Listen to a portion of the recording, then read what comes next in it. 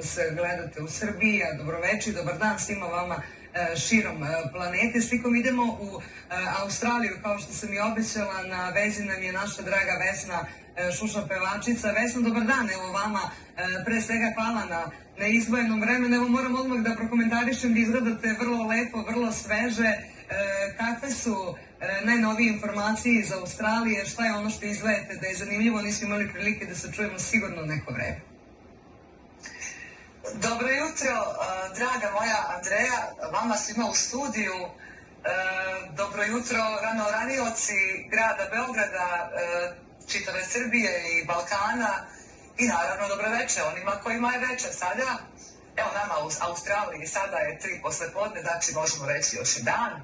Pa dobar dan svima vama u Australiji. I vam veliku čast, eto, hvala vam zaista što sam već po 3. put gost u vašoj cijenjenoj emisiji.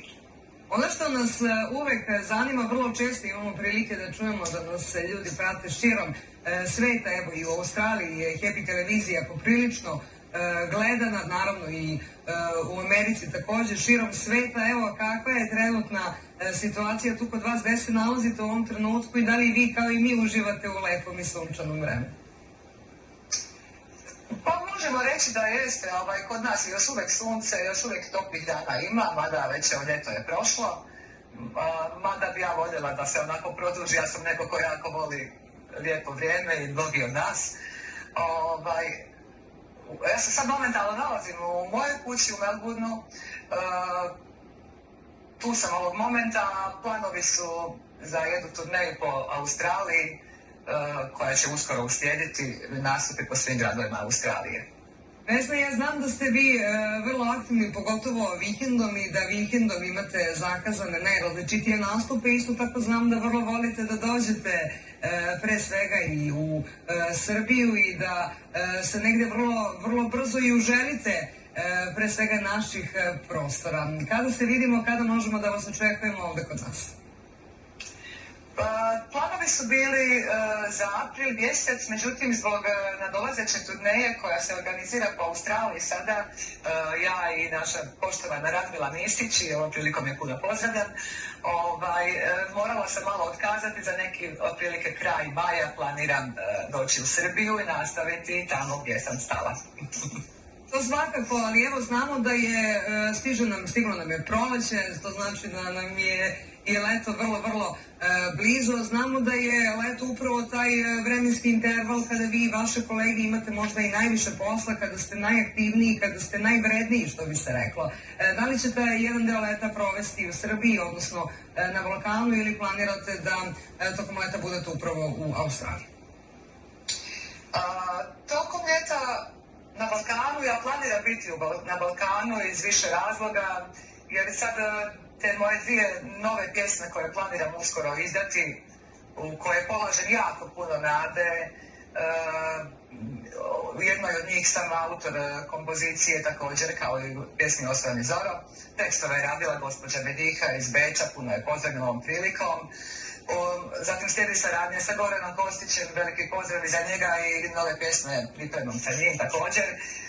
Tako da ću vjerovatno moj boravak na Balkanu produžiti sigurno do nove godine, jer slijedi zaista veliki posao koji me čeka sad. I evo, pre nego što vam poželim lepi prijatan ostatak dana, ono što su me mnoge dame pitale prilikom naših ranijih razgovora i intervjua jeste koja je vaša tajna, ajde da kažem, tog svežeg izgleda i vašeg stylinga i svega onoga što, ajde da kažem, donosite svojom pojavom.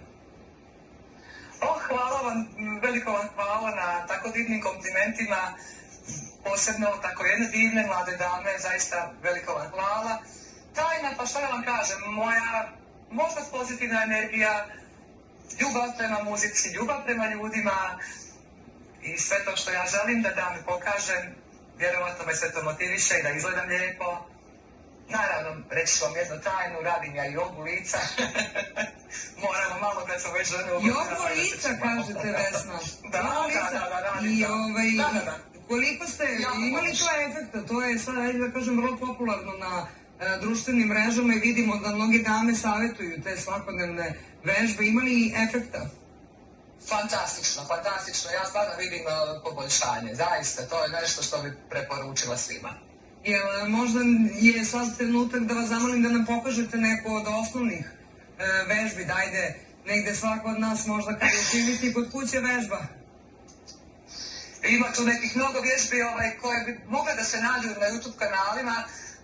Ja baš sa YouTube skidam te neke razne vježbe koje su za ovaj dio lica, za područnjake, za nešto tako što nas eto muči nas Svaki dan žene. desno se vežba? Preko 40.